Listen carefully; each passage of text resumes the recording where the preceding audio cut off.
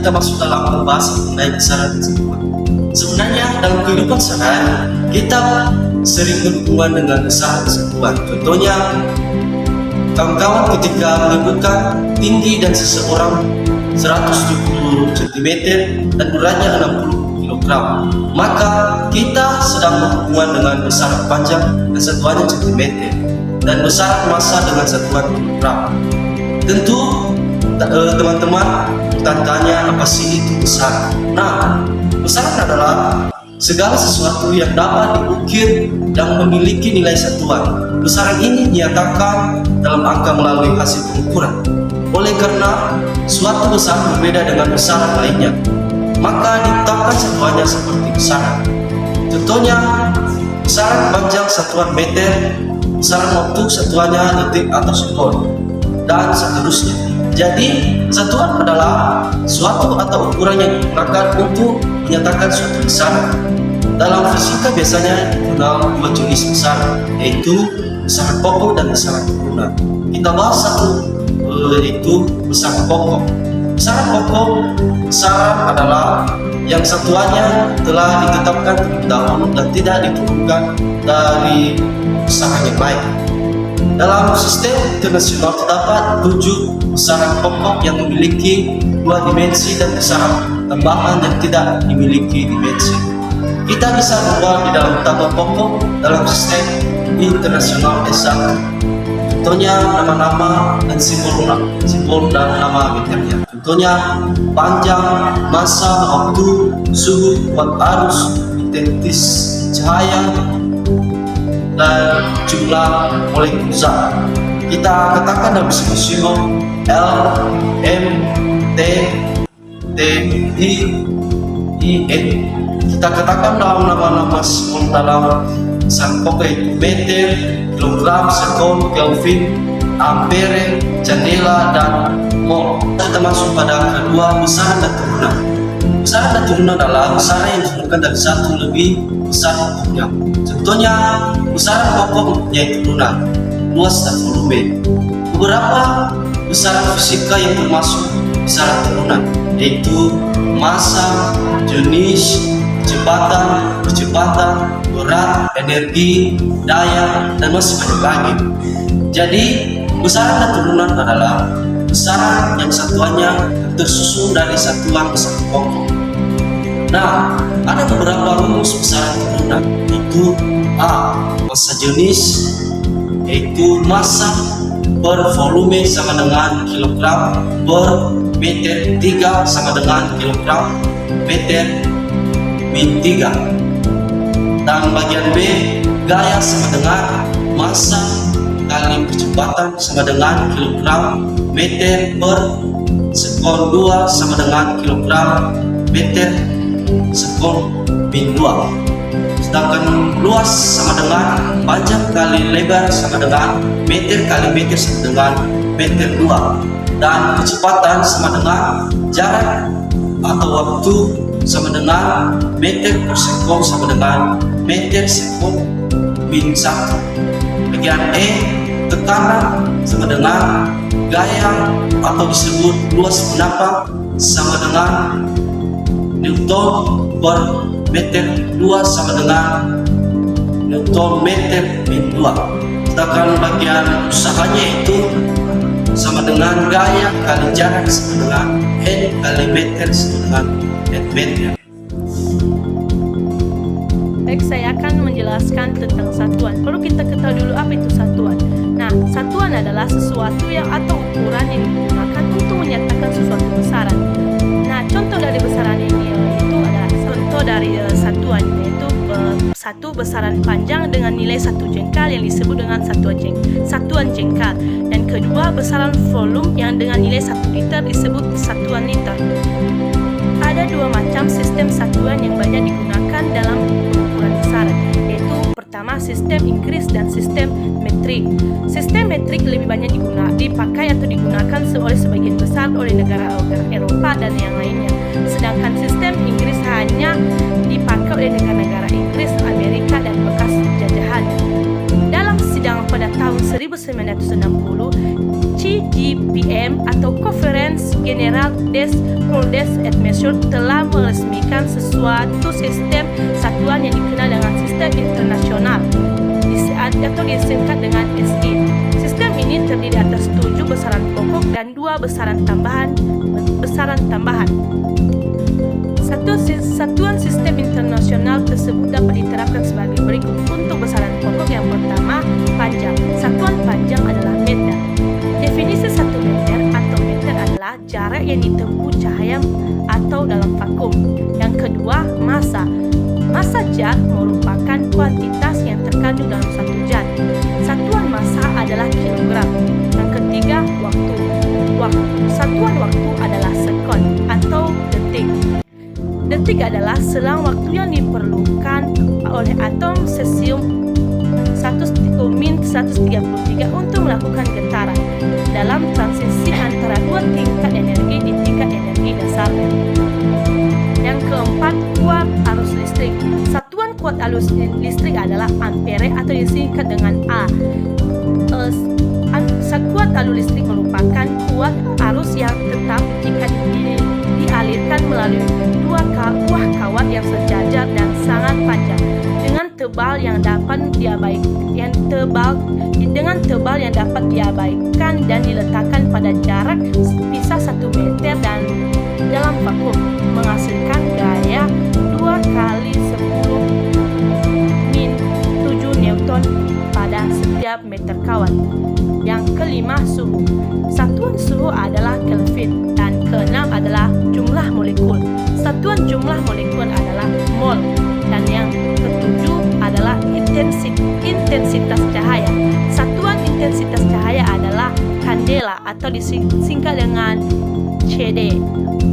Definisinya adalah intensitas cahaya suatu sumber cahaya yang memancarkan radiasi monokromatik pada frekuensi 540 kali 1012 Hz dengan intensitas radiasi sebesar 1/683 watt per steradian dalam arah tersebut.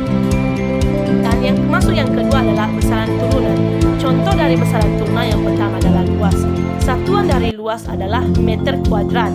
Yang kedua, volume. Satuan dari volume adalah meter kubik. Yang ketiga, kecepatan. Satuan kecepatan adalah meter per detik atau disingkat meter per sekon. Yang keempat, satuan percepatan. Satuan percepatan adalah meter per detik kuadrat atau disingkat meter per sekon kuadrat. Yang kelima, gaya. Satuan dari gaya adalah Newton. Nah, dalam sistem internasional atau SI, satuan gaya adalah kilogram meter per sekon kubik. Di dalam penggunaan satuan, Anda sering menemui awalan satuan per kilometer atau 10 tera sampai terabyte. Berikut ini dapat kita lihat pada tabel faktor penggali dan nama awalan untuk tabel 1 seperti pada faktor penggali dan awalnya.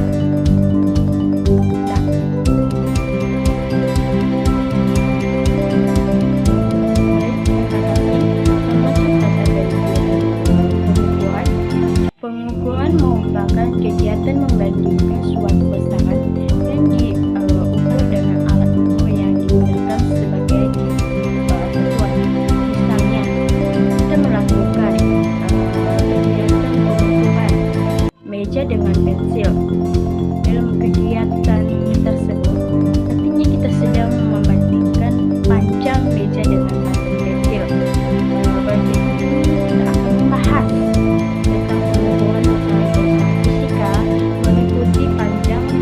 dan waktu. 1. Pengukuran panjang. Alat yang diukur yang digunakan untuk mengukur panjang benda haruslah sesuai dengan ukuran benda. Terbagi beberapa cara pengukuran, yaitu A. Pengukuran panjang dengan mistar. Penggaris atau mistar memiliki berbagai macam jenisnya, seperti penggaris yang plastik dan logam atau mistar kayu, dan penggaris berbentuk pita atau meteran pita.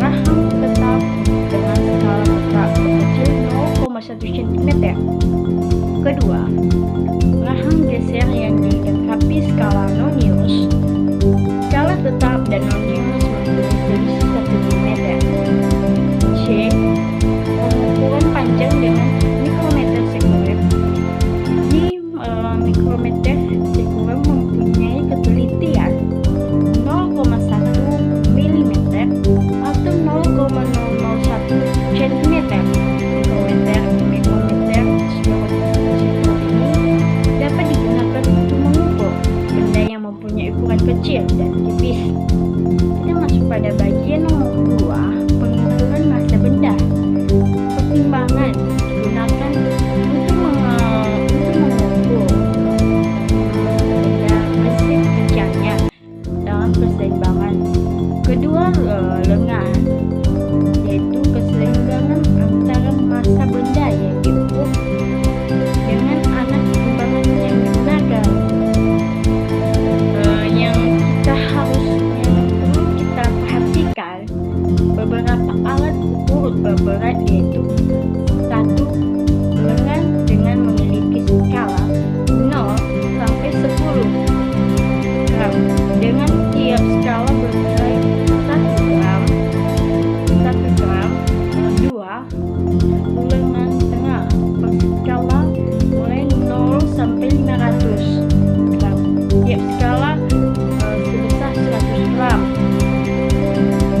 Ketiga, lengan belakang dengan skala bernilai 10 sampai 100 gram, tiap skala 10 gram.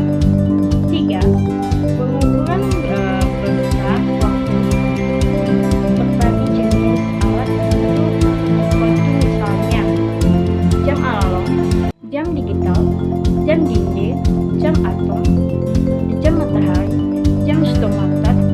Dari alat-alat tersebut, stomater termasuk alat ukur yang digunakan ketelitian cukup baik, yaitu sampai 0,15. Demikian dari materi pengukuran, kita masuk pada angka penting. Apa sih yang dimaksud dengan angka penting? Angka penting merupakan sebuah angka yang diperoleh dari hasil pengukuran yang terdiri dari angka pasti dan satu angka di bagian akhir yang dinamakan dengan angka taksiran. Aturan penulisan angka penting. Ada beberapa aturan yang harus kalian pahami dalam menuliskan angka penting. Yang pertama, semua angka bukan nol adalah angka penting. Contoh, 24,56 bisa kita lihat di sini tidak ada angka nol. Maka semua angka ini adalah penting. Kalau kita lihat dari 24,56 terdiri dari 4 angka, maka bisa kita katakan 24,56 terdiri dari 4 angka penting. Kemudian 56,765 di sini ada 5 angka, maka bisa kita katakan ada 5 angka penting. Itu aturan yang pertama. Aturan yang kedua, angka 0 yang terletak di antara angka bukan 0 termaksud angka penting. Contoh, 250,024, kita lihat di sini ada angka 0 yang terletak di antara angka bukan 0. Maka angka 0 ini disebut dengan angka penting. Kalau kita lihat dari 250,024 terdiri dari 6 angka penting. Kemudian contoh berikutnya 1502. Nah, kita lihat di sini 0 terletak di antara 5 dan 2. 5 dan 2 adalah angka bukan 0. Maka di sini itu adalah angka penting, sehingga 1502 itu terdiri dari 4 angka penting. Kemudian aturan yang ketiga, pada angka desimal kurang dari 1, angka 0 sebelum dan sesudah koma bukan termaksud angka penting. Contoh 0,052. Nah, kalau kita lihat di sini 0 sebelum angka 52 yang ada di sebelah kiri ini bukan termaksud angka penting, sehingga angka pentingnya hanya 5 dan 2 atau terdiri dari 2 angka penting. Contoh selanjutnya 0,000167. Nah, 0 yang berada di sebelah kiri 167 ini bukan merupakan angka penting. Yang angka pentingnya hanya 1, 6, dan 7. Maka bisa dikatakan 0,000167 itu hanya terdiri dari 3 angka penting. Aturan yang keempat, angka 0 yang terletak di belakang angka bukan 0 termaksud angka penting. Contoh 2,500. Nah, kita lihat di sini ada 2 0 di belakang angka 5. Maka bisa dikatakan 0 yang 2 ini juga termaksud angka penting. Sehingga dari 2,500 ini terdiri dari 4 angka penting. Kemudian ada 40.000. 4 adalah angka penting. Kemudian di sebelah kanan atau di sebelah 4 ada sebuah angka 0.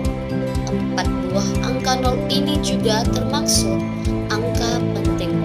Sehingga 40.000 itu bisa dikatakan terdiri dari 5 angka penting. Contoh berikutnya 0,1200. Nah, kalau kita lihat di sini ada 0 sebelum 12 dan ada 0 setelah 12. 0 sebelum 12 yang ini di sebelah kiri ini bukan termaksud angka penting.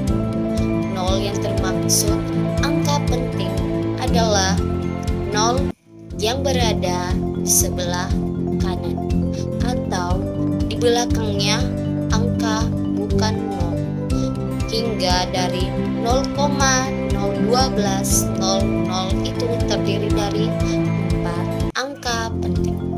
Angka pentingnya adalah 1, 2, dan 2 buah 0 yang berada di belakang. Nah, itu tentang keempat aturan. Itulah materi yang telah kami bahas tentang besaran dan satuan. Semoga bermanfaat. Jika ada kesalahan dalam pembahasan materi, Mohon dimaafkan. sekian dan terima kasih.